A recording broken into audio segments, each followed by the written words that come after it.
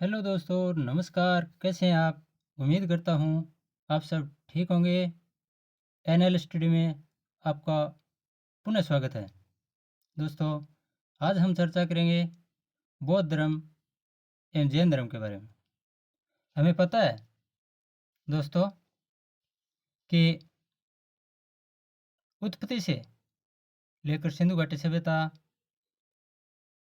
फिर ऋग्वैदिक काल और फिर उत्तरवैदिक काल, और यहाँ आते आते सिंधु घाटी से सप्त सिंधु प्रदेश, और सप्त सिंधु प्रदेश से आगे चलकर गंगा यमुना दोआब में उत्तरवैदिक काल में मानव ने विकास करना शुरू कर दिया। दोस्तों, 6ठी शताब्दी ईसा पूर्व मध्य गंगा घाटी क्षेत्र में अनेक धार्मिक संप्रदायों का उदय हुआ। इसके पीछे रीजन क्या था, कारण क्या था, इसके बारे में हम चर्चा कर लेते हैं। वैदिक धर्म की जटिलता। हमें पता है वैदिक धर्म में ऋग्वैदिक काल में हालांकि समानता थी, लेकिन उत्तरवैदिक काल आते आते राजा वंशानुक्रम पर आधारित हो गए और जाति व्यवस्था पनप चुकी थी। तो उसकी वजह से दूसरा, वैदिक ग्रंथों की भाषा। हमें पता है वैदिक ग्रंथ है जितने भी वेद संस्कृत भाषा में लिखे गए, और संस्कृत भाषा आम आदमी की पहुंच से दूर थी, क्योंकि उन्हें संस्कृत का इतना ज्ञान नहीं था। स्थानीय भाषा बोलते थे वो, और संस्कृत सीखने का वैसे अधिकार भी नहीं था सभी को। तो कई धर्म इसी वजह से पनपे। स्थानीय लोगों को साथ लेकर उन्होंने इन संस्कृत भाषा के प्रभाव के विरोध में भी नवीन धर्मों की उत्पत्ति की। वैश्य वर्ग के महत्व में वृद्धि हो चुकी थी यहाँ आते आते, और अनुकूल राजनीतिक दशा। हमें राजनीतिक दशा के बारे में चर्चा जरूर करनी चाहिए, क्योंकि बिंबिसार, अजातशत्रु जैसे अनेक शासक ब्राह्मण प्रभाव से मुक्त होना चाहते थे, और वे भी ठीक ऐसी परिस्थितियों में ब्राह्मणवादी व्यवस्था के विरोध में बौद्ध और जैन धर्म का भी उदय हुआ। कई धर्मों का उदय हुआ था, लेकिन मुख्य जैन और बौद्ध धर्म थे। इनके बारे में हमें अध्ययन करना है, और यहीं से ज़्यादातर प्रश्न पर पुटअप होते हैं। तो सबसे पहले हम बौद्ध धर्म के बारे में चर्चा करते हैं। दोस्तों, बौद्ध धर्म के प्रवर्तक महात्मा गौतम बुद्ध थे। बुद्ध के मन में वे एक राजकुमार थे, लेकिन वैराग्य उत्पन्न किस प्रकार हुआ, इनमें ज़्यादातर उल्लेख मिलता है कि उन्हें 4 दृश्य दिखे थे अपने जीवन में। विराग धारण करने से पहले, संत बनने से पहले उन्होंने 4 दृश्य देखे थे, जिनकी वजह से वे पूर्ण रूप से सांसारिक बंधनों से मुक्त होने के लिए सन्यासी बन गए। वो कौन कौन से थे?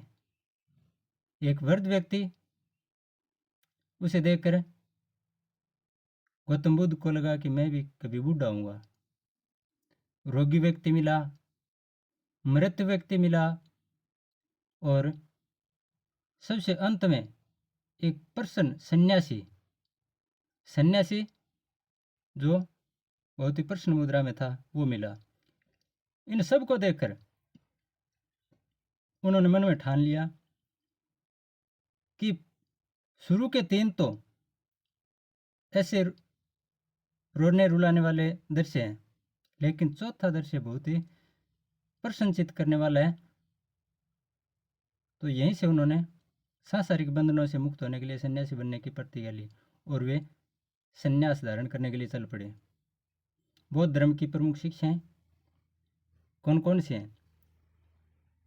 मुख्य हमें याद रखने हैं 4 आर्य सत्य, त्रिरत्न, अष्टांगिक मार्ग, 10 शील, प्रतीत्य समुत्पाद, जिसे द्वादश निदान भी कहते हैं, अहिंसा, पुनर्जन्म और कर्म आदि के बारे में ये शिक्षाएं हमें दी जाती हैं। दोस्तों, जैन और बौद्ध दोनों ही ग्रंथ, दोनों ही धर्म हैं। दोनों धर्मों में कुछ शब्द समानता लिए हुए हैं, एक जैसे हैं, तो हमें उनके बारे में कॉन्सेप्ट क्लियर करते हुए आगे चलना है और फिर दोनों को तुलनात्मक दृष्टि से हम समझने की कोशिश करेंगे। और मैं इसमें पूरी कोशिश करूँगा कि आज के बाद या वो कॉन्सेप्ट समझने के बाद आपको कभी दिक्कत नहीं आएगी। मानव के सांसारिक जीवन संबंधी बुद्ध द्वारा दिए गए 4 आर्य सत्य। सबसे पहले यहीं से शुरुआत करते हैं कि 4 आर्य सत्य दिए थे गौतम बुद्ध ने। वो कौन कौन से है? हाँ, चिंता मत कीजिए दोस्तों। कई सोच रहे होंगे कि गौतम बुद्ध के बारे में नहीं बताया। मैं पहले बता सकता था लेकिन नहीं बताऊंगा। कारण इसका मुख्य है कि गौतम बुद्ध और महावीर स्वामी दोनों को अगर एक साथ हम समझेंगे तो शायद समझने में हमें सहूलियत होगी और जीवन में कभी भूलेंगे भी नहीं। अलग अलग याद करेंगे तो आज याद कर लिया, 3 दिन बाद भूल जाएंगे। कौन सा गौतम बुद्ध का वक्तव्य, कौन सा महावीर स्वामी का, या क्या किस में क्या किस में, जैसे त्रिरत्न दोनों में है। तो ये सब समझने के लिए हम एक साथ तुलनात्मक दृष्टि से उनका अध्ययन करेंगे। चिंता न करें, सब समझाऊंगा। 4 आर्य सत्य में सबसे पहले दुख है। गौतम बुद्ध ने कहा था कि संसार में दुख है, अर्थात मानव जीवन दुखमय है। और दुख समुदाय, दूसरा क्या बताया कि दुख समुदाय का मतलब इसका कोई ना कोई कारण है। मनुष्य दुखी है मान लेते हैं, लेकिन क्यों है दुखी, इसका कोई कारण है। और उस कारण को गौतम बुद्ध ने तृष्णा शब्द दिया। इच्छा है, मनुष्य की इच्छा, मनुष्य की तृष्णा, यही दुखों का मुख्य कारण है। तो क्या इसका कोई इलाज नहीं है? हाँ, दुख निरोध। गौतम बुद्ध ने कहा था कि तृष्णा के अंत से दुख का अंत संभव है। अगर इस तृष्णा का हम अंत कर दें तो दुख का अंत संभव हो सकता है। दुख निरोध प्रतिपदा, चौथा आर्य सत्य क्या बताया कि दुख निरोध प्रतिपदा अर्थात अष्टांगिक मार्ग द्वारा दुख का निवारण किया जा सकता है। इस प्रकार मनुष्य के जीवन को सुखी बनाने के लिए ये सारे कॉन्सेप्ट 4 आर्य सत्य में बता दिए गए।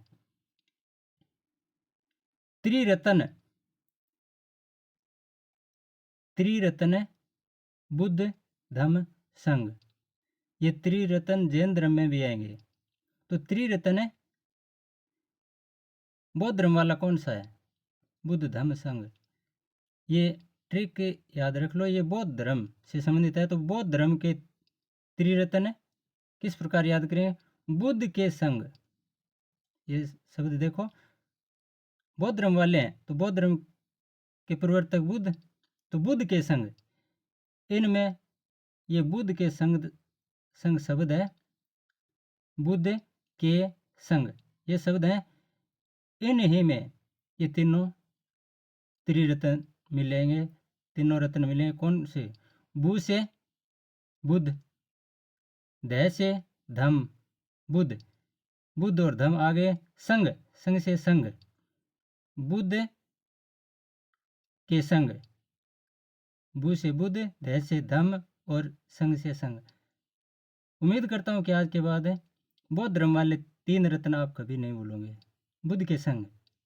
जबकि जैन धर्म के त्रिरत्न कौन से हैं? जैन धर्म के त्रिरत्न वो भी जैन धर्म में पढ़ेंगे, लेकिन यहाँ तुलनात्मक रूप से यही देख लेते हैं। चढ़िया, जैन धर्म के त्रिरत्न चढ़िया, ये शब्द याद रखना।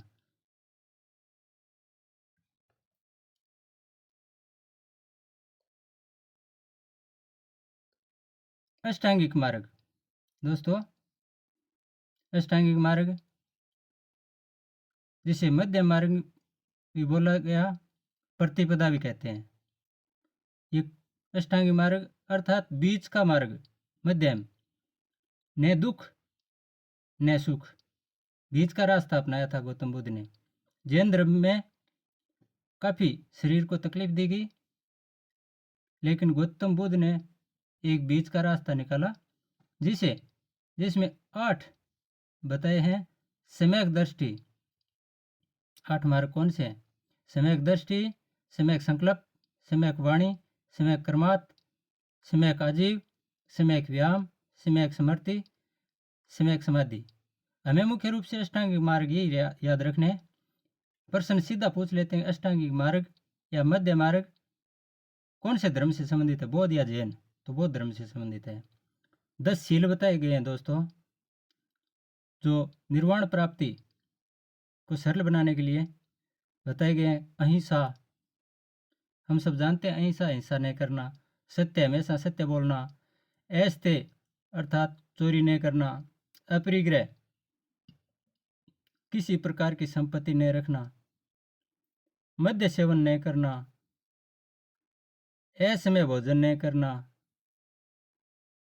सुखप्रद बिस्तर पर नहीं सोना, बिस्तर सुखप्रद नहीं होना चाहिए, धन संचय नहीं करना, स्त्रियों से दूर रहना, नृत्य गान आदि से दूर रहना। ये गौतम बुद्ध ने 10 शील बताए थे। इसमें प्रथम 5 शील गृहस्थों के लिए, अहिंसा, ऐस्ते, अपरिग्रह, मद्य सेवन नहीं करना, ये 5 तो गृहस्थों के लिए। बाकी 10 हैं, ये सारे किन के लिए? बौद्ध भिक्षुओं के लिए। 5 गृहस्थों के लिए और 10 सारे किन के लिए? भिक्षुओं के लिए। दर्शन, बौद्ध धर्म में दर्शन अनीश्वरवाद अर्थात अन्न उपसर्ग लगा है, ईश्वर नहीं, अनीश्वरवाद अर्थात ईश्वर नहीं, अनात्म, अन प्लस आत्म, आत्मा नहीं, ईश्वर नहीं, आत्मा नहीं, शून्यवाद अर्थात सभी वस्तुएं सत्ताहीन हैं, किसी के पास किसी प्रकार की कोई सत्ता नहीं है, शून्यवाद। एवं क्षणिकवाद, प्रत्येक वस्तु प्रत्येक क्षण परिवर्तनशील है, अर्थात क्षण भंगुर है।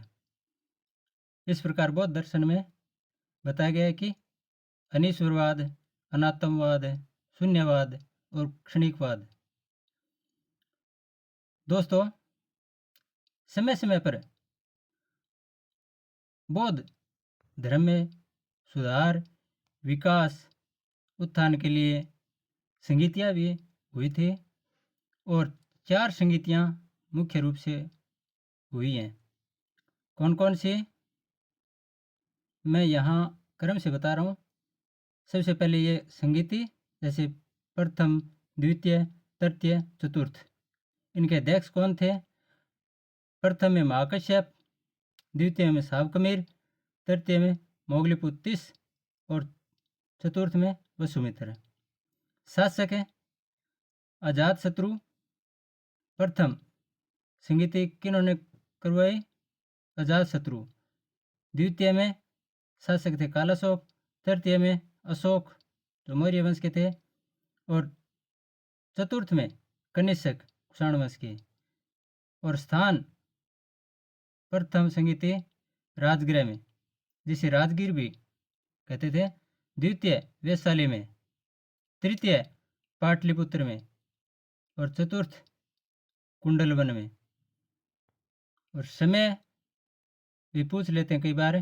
तो पहली संगीति 483 ईसा पूर्व, द्वितीय संगीति 383 ईसा पूर्व, तृतीय संगीति 250 ईसा पूर्व, और चतुर्थ अर्थात कुषाण वंश में पहली सदी ईसा पूर्व नहीं है, ध्यान रखना, बाकी 3 ईसा पूर्व है, लेकिन ये प्रथम सदी ईस्वी है। तो चतुर्थ संगीति है वह कनिष्क के काल में कुंडलवन, जो कि कश्मीर में पड़ता है, वहाँ प्रथम सदी ईस्वी में हुए थे। दोस्तों, ये याद किस प्रकार रखेंगे इसके बारे में मैं ट्रिक से भी आपको समझाने की कोशिश करूँगा। एक बार थोड़े इनके कार्य समझ लेते हैं। पहली संगीति में कार्य, जैसे प्रथम संगीति हुई थी, उसका मुख्य उद्देश्य क्या था, उसमें क्या किया गया। सुत पिटक व विनय पिटक, त्रिपिटक है बौद्ध ग्रंथ में, बौद्ध धर्म में। उन तीनों पिटकों में से सुत पिटक और विनय पिटक, इनका संकलन पहली संगीति में किया गया था। और दोस्तों, सतवीर और महासांगिक, ये विभाजन द्वितीय संगीति में हुआ था। ध्यान रखना, यहाँ विभाजन 2 बार होंगे, एक तो द्वितीय संगीति और एक चतुर्थ संगीति। तो सतवीर और महासांगिक, ये विभाजन तो हुआ था द्वितीय संगीति में, और चतुर्थ में हीनयान और महायान 2 शाखा बन गई। हीनयान और महायान क्या मामला है, इनके बारे में चर्चा करेंगे आगे। और तृतीय संगीति में अभिधम पिटक, तृतीय से तीसरा पिटक याद रख लो। सुत पिटक विनय पिटक पहले में, और तीसरे में अभिधम पिटक, तीसरा पिटक, इसका संकलन किया गया। पहले 2 पिटक प्रथम में, तीसरा पिटक तृतीय में। दूसरे में विभाजन, चौथे में विभाजन, दो भाग स्थिर और महासांगिक, ये तो द्वितीय में, और चतुर्थ में हीनयान और महायान। अब प्रत्येक संगीति और उनसे संबंधित अध्यक्षों के बारे में, शासकों के बारे में मैंने एक छोटी सी ट्रिक बनाई। अगर अच्छी लगी आपको तो लाइक ज़रूर करना दोस्तों। अध्यक्ष हम रटते रटते थक जाते हैं, लेकिन वो याद नहीं रहते हैं। हमें रटना नहीं है, ये लाइन पढ़नी है। अब महासाब, कौन से साहब है? महासाब, मोगली के मित्र। महासाब है मोगली के मित्र, ये तो अध्यक्ष। महासाब अध्यक्ष होते हैं, वो महान साहब होते हैं। महासाब मोगली के मित्र। महा से महाकश्यप, साब से साब कमीर, ये पीछे अभी हमने पिछली स्लाइड में पढ़ लिया है। अध्यक्ष कौन कौन से?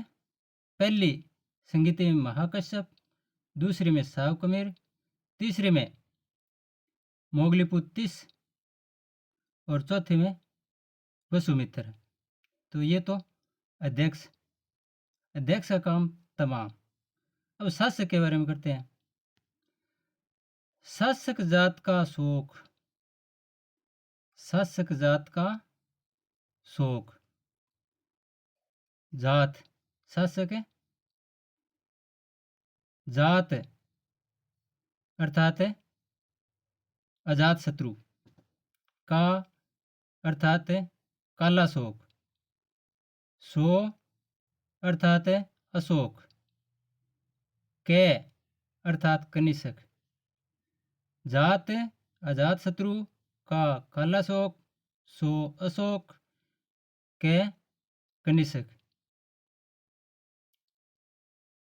सोचता हूँ कि आपको ये ट्रिक अच्छी लगती होंगी। इसी प्रकार स्थान के बारे में चर्चा करें तो रवि पी के खराब कर देता है। रवि ठीक है, आदमी तो अच्छा है, लेकिन पीने के बाद वो सब कुछ खराब कर देता है। तो मैंने एक ट्रिक बनाई, पीने वाला जिक्र नहीं करना चाहिए मैं, सॉरी, लेकिन ट्रिक है। रवि पी के खराब कर देता है। रवि राजगृह, वी वैशाली, रे आर अर्थात पहली संगीति राजगृह में वी रवि ऐसे लिख दो, चाहे आर वी। तो आर से राजगृह, वी वैशाली, पी पाटलिपुत्र, के कुंडलवन, रवि पी के, ये शब्द याद रख लो, स्थान याद हो जाएंगे। रवि पी के स्थान को खराब कर देता है। तो आर राजगृह या राजगीर, वी वैशाली, पी पाटलिपुत्र, के कुंडलवन जो कश्मीर में पड़ता है, और कनिष्क ने चौथी संगीति करवाई थी। ये लगभग के से शुरू हो रहे हैं, कनिष्क, कुंडलवन, कश्मीर। अच्छा, आगे बढ़ता हूँ। अब मैं समझ में आ गया होगा शायद है। दोस्तों, आगे जैसे जैसे बौद्ध धर्म का विकास हुआ, तो उसमें भी आगे अन्य उप संप्रदाय बने, और उनमें से एक वज्रयान संप्रदाय आता है। बौद्ध धर्म का ये एक और रूप है। इसमें ये लगभग 8वीं सदी में अस्तित्व में आया। इसमें भिक्षु पंचमकार की साधना करते थे। ये पंचमकार कौन से थे? पंचमकार, पंचमकार शब्द बोला है मैंने जानबूझकर। वैसे पंचमकार होते हैं कार कार्य पंचम, पांच प्रकार के कार्य, लेकिन पंचमकार बोला है मैंने क्योंकि ये सब देखो, पंचमकार, मैं से मध्य, मैं से मांस, मैं से मैथुन, मैं से मत्स्य, मैं से मुद्रा, मैं से शुरू हुए हैं पंचों। तो इनकी साधना करते थे वज्रयान के अनुयायी।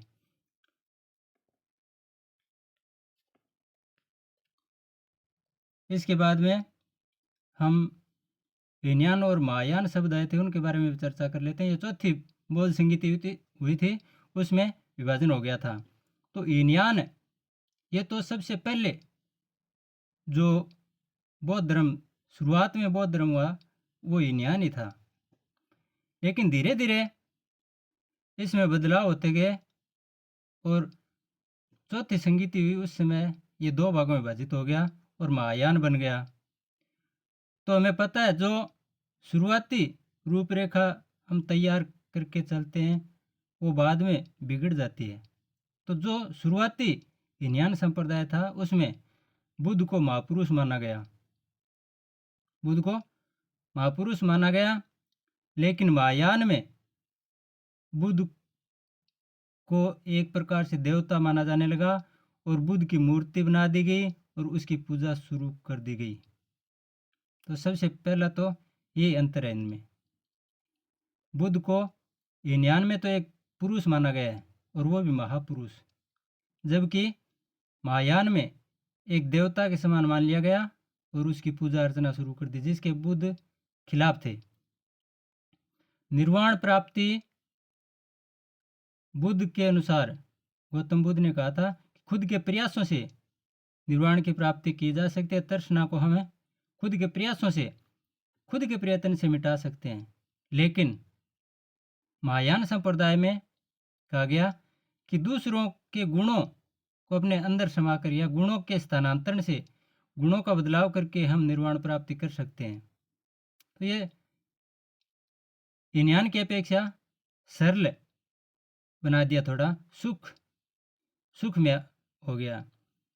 हीनयान का आदर्श था अरहत। अरहत शब्द क्या है, इसके बारे में हम आगे चर्चा कर लेंगे। और महायान, इसमें बोधिसत्व अर्थात एक देवता समझ लो। महायान में बुद्ध को एक बोधिसत्व माना गया, जबकि हीनयान में बुद्ध को अरहत, खुद के प्रयत्नों से जो महापुरुष बना, वो माना गया। गौतम बुद्ध मूर्ति पूजा के खिलाफ थे, लेकिन महायान संप्रदाय में मूर्ति पूजा को महत्व दिया गया। इसमें भाषा पाली थी, जबकि महायान में संस्कृत भाषा का प्रवेश किया हो गया था। और दोस्तों, याद रखना चाहिए, हमारा देश भारत विश्व गुरु बना बौद्ध धर्म की वजह से बना, बौद्ध धर्म ग्रहण करने के लिए विश्व के विभिन्न देशों से विद्यार्थी राजकुमार यहाँ शिक्षा ग्रहण करने आते थे। नालंदा विश्वविद्यालय, विक्रमशिला विश्वविद्यालय यहाँ। तो विभिन्न देशों में जो शाखाएं गई वो महायान संप्रदाय की शाखाएं थी, ये भी याद रखना। हीनयान संप्रदाय की शाखाएं विश्व में नहीं फैली। विश्व में शाखाएं कौन सी फैली थी? वो महायान संप्रदाय की शाखाएं थी। और जो विद्यार्थी यहाँ शिक्षा ग्रहण करके वापस जाते थे तो वहाँ इस प्रकार से अपने देश में बदलाव करते थे। उसी वजह से भारत को विश्व गुरु माना गया। बौद्ध साहित्य, अगला बिंदु हम लेते हैं बौद्ध साहित्य। बौद्ध साहित्य पाली में रचा गया, हम अभी चर्चा कर चुके हैं। इसमें त्रिपिटक हैं। कौन कौन से? सुत्त पिटक, जिसमें शिक्षा और उपदेश के बारे में चर्चा की गई है। ये शिक्षा और उपदेश किस पिटक में बताए गए हैं? तो ये सुत्त पिटक में। प्रश्न पूछ लेते हैं कई बार। विनय पिटक में नियम वगैरह ये बात बताई गई है। बौद्ध भिक्षु किन नियमों के आधार पर, गृहस्थों किन नियमों के आधार पर रहना चाहिए, तो नियमों के बारे में चर्चा विनय पिटक में। अभिधम पिटक में दार्शनिक पद्धति के बारे में चर्चा की गई है।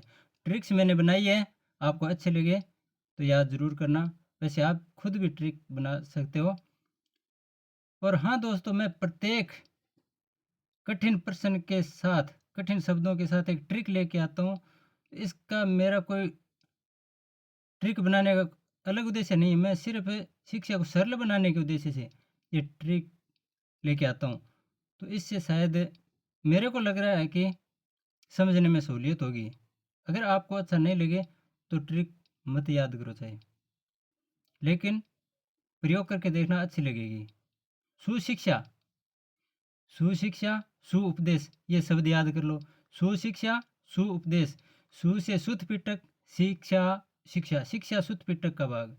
सु उपदेश, अच्छे उपदेश, उपदेश भी सु से सुत्त पिटक, तो सुत्त पिटक का ही भाग हो गया। तो ये शब्द है उपदेश, शिक्षा, ये शब्द पकड़ लो, सुत्त पिटक में जाएंगे। प्रश्न चाहे 5 लाइनों का हो, कितनी लाइनों का हो, आप शिक्षा, उपदेश और सु शब्द याद रख लेना।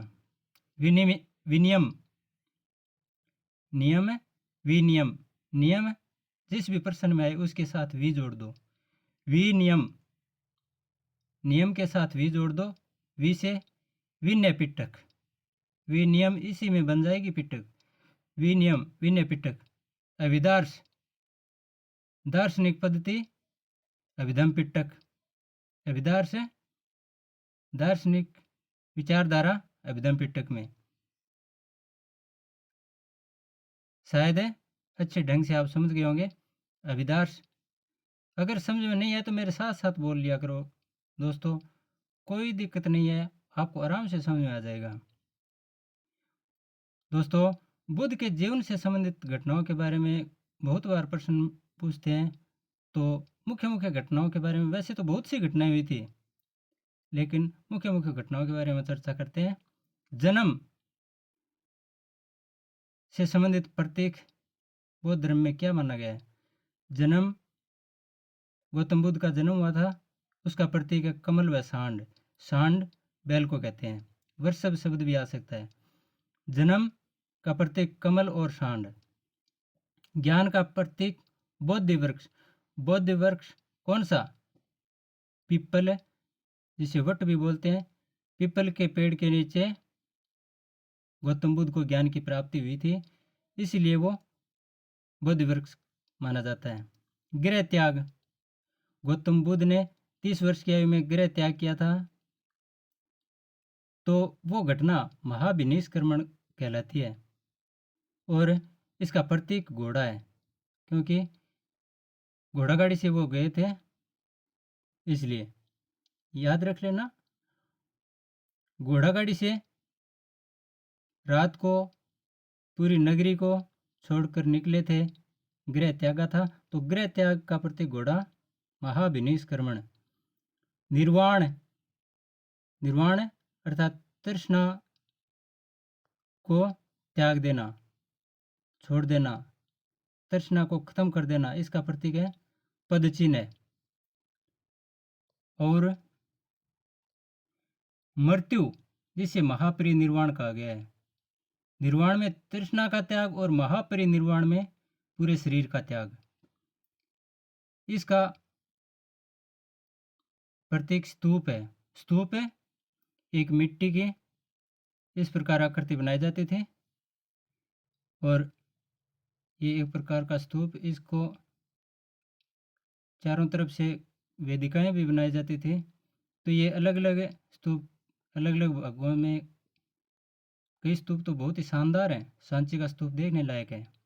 तो इस प्रकार ये टिल्लेनुमा आकृति बनाई जाती थी स्तूप।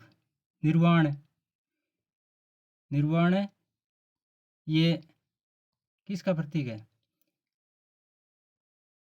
निर्वाण हम पढ़ चुके हैं, दीपक का बुझ जाना। निर्वाण का अर्थ है दीपक का बुझ जाना, जीवन मरण से मुक्ति, तृष्णा नष्ट हो जाना। जबकि महापरिनिर्वाण में संपूर्ण शरीर का मिट जाना। साथियों, बुद्ध के काल में गणतंत्र हुए थे 10। उन 10 गणतंत्रों के बारे में सीधा प्रश्न पूछ लेते हैं, कितने गणतंत्र थे? तो 10 थे। प्रमुख प्रमुख कौन से हैं उनके बारे में हम चर्चा कर लेते हैं। कपिलवस्तु, स्थान है कपिलवस्तु और गण शाक्य। ये पढ़ना है, ट्रिक मैं अपने आप बता दूंगा आप। रामग्राम, कोलिय, कुशिनारा, मल्ल। अब यहाँ देखो, हमने याद किया था सांख्य दर्शन कपिल। सांख्य दर्शन के प्रवर्तक कौन थे? कपिल मुनि।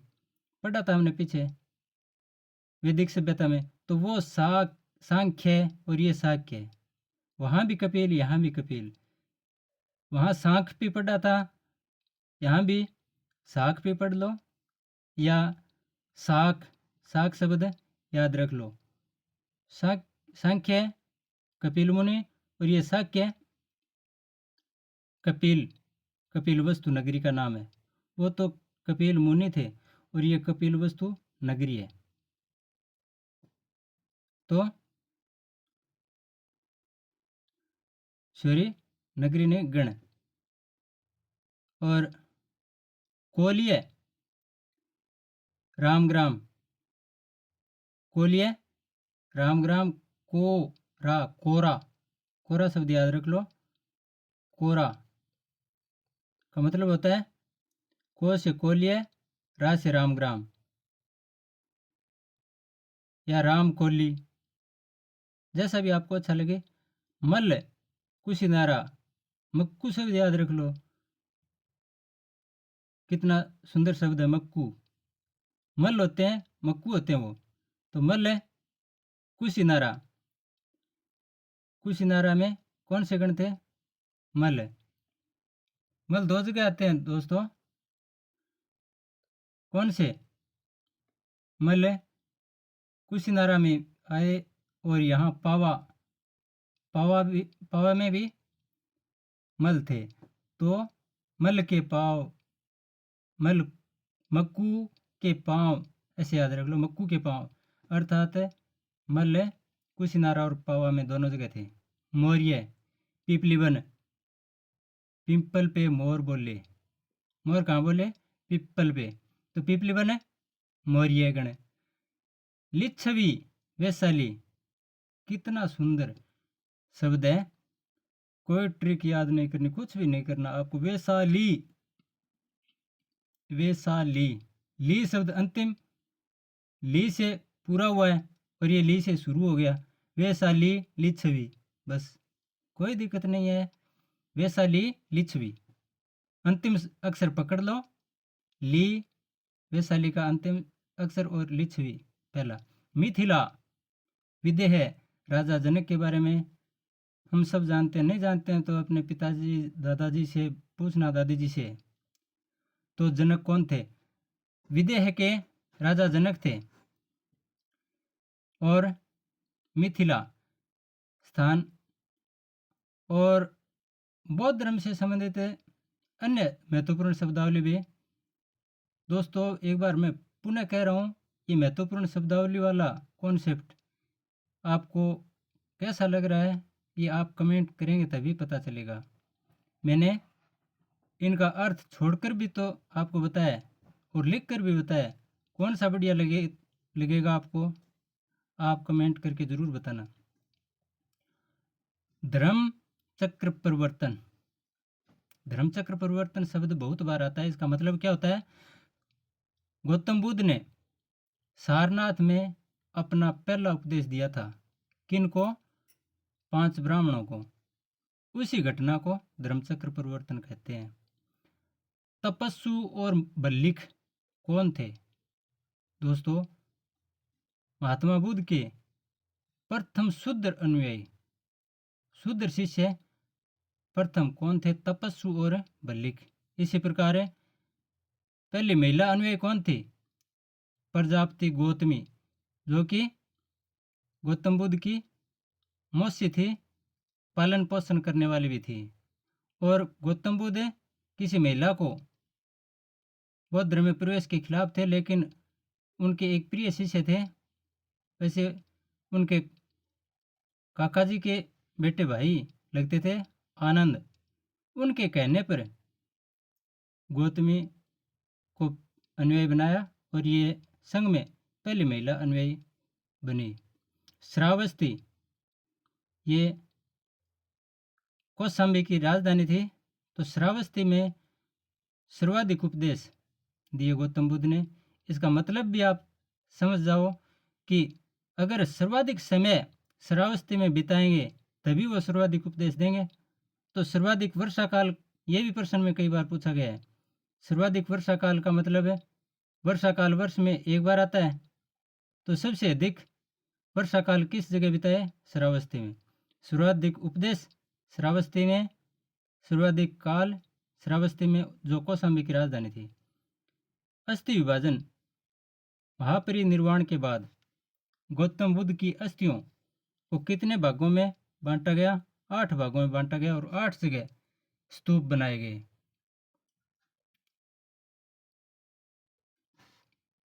प्रतीत्य समुत्पाद, इसका अर्थ होता है कार्य कारण सिद्धांत। उपसंपदा। बौद्ध धर्म में प्रवेश को क्या नाम दिया गया? उपसंपदा। श्रमण, संघ की सदस्यता ले लेना, सिर्फ प्रवेश नहीं, सदस्यता ग्रहण कर लेना, वो श्रमण कहलाता है। अभिधम कोश बौद्ध धर्म का विश्व कोश कहलाता है। वसुमित्र द्वारा रचित ग्रंथ है। बौद्ध धर्म का विश्व कोश किसे कहा गया? अभिधम कोश को। एशिया का ज्योतिपुंज, light of Asia, lightman of Asia अंग्रेजी में बोल देते हैं, या एशिया महाद्वीप है, इसका ज्योतिपुंज किसे माना गया है? गौतम बुद्ध को। संबोधि, बुद्ध को ज्ञान प्राप्ति हुई थी, उस घटना को संबोधि कहा गया है। मैत्रेय, भावी भविष्य के बुद्ध। अभी मैत्रेय का जन्म नहीं हुआ। बौद्ध धर्म में मानते हैं कि मैत्रेय जो पीछे चले गए वो अलग हैं। आने वाले समय में बुद्ध प्रकट होंगे और उनका नाम होगा मैत्रेय। तो वो भावी बुद्ध हैं, भविष्य में आएंगे, अभी उनका जन्म नहीं हुआ है। मैत्रेय के बारे में कहा गया है। नागार्जुन, ये भी बौद्ध मतावलंबी थे, शून्यवाद के प्रतिपादक।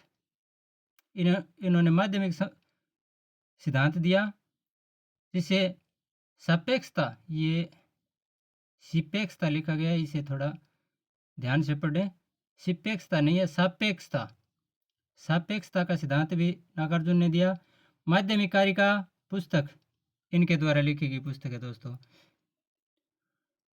ललित विस्तार, ये महायान संप्रदाय का एक प्राचीनतम ग्रंथ है जो गणित से संबंधित है दोस्तों।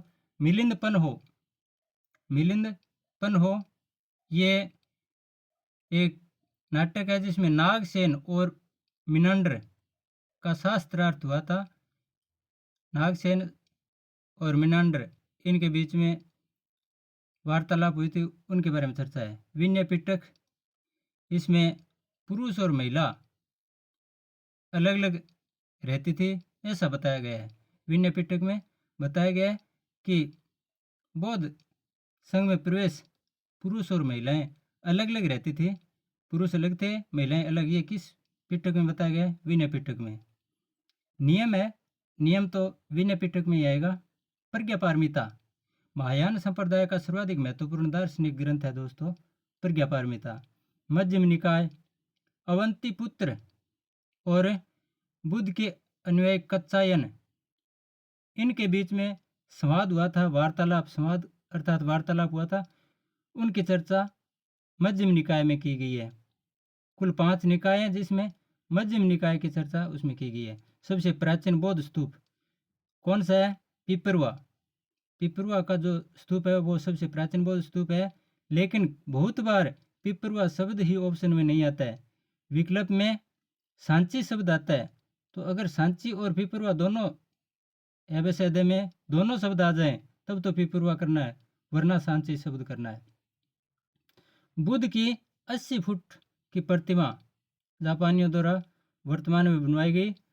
जापानियों के द्वारा बुद्ध की 80 फुट की प्रतिमा जापानियों द्वारा कौन से शहर में बनवाई गई? बोध गया। तो दोस्तों इस प्रकार हमने बौद्ध धर्म से संबंधित एक पार्ट पूरा कर लिया है। आगे अगले अध्याय में, अगले वीडियो में हम इनके बारे में और चर्चा करेंगे। तब तक के लिए धन्यवाद। जय हिंद।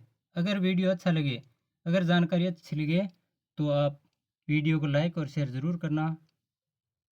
जय हिंद।